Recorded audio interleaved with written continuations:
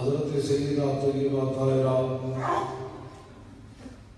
حضرت آمنہ رضی اللہ تعالی عنہا،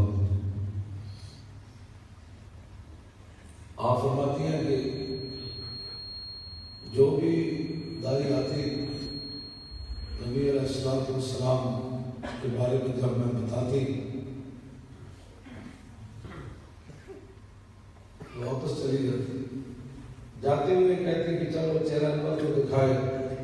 فرماتی ہیں نبی علیہ السلام نے جتنی بھی دائیاں آئی نا انہوں نے چہرہ انور ضرور دیکھا لیکن حضور نے چشمان مبارک نہیں کھولی۔